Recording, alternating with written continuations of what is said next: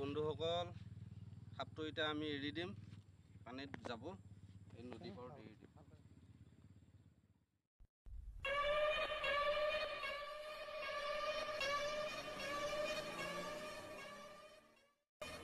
শুক্ৰবাৰে সাপটো ধৰাত পৰিছিল। আজি আমি বৰ্তমান এতিয়া এৰি দিবলৈ ওলালোঁ। এই নদী পাৰত আমি এৰি দিলোঁ। নদীত ধুনীয়া গুচি যাব, ইফালে জংঘল আছে, জংঘলত থাকিব। আমি সাপবিলাক এনেকুৱাকৈ ৰেস্কিউ কৰোঁ, মানুহ ঘৰত ওলালে ধৰোঁ, ধৰি কেনে আকৌ জংঘলত এৰি দিওঁ।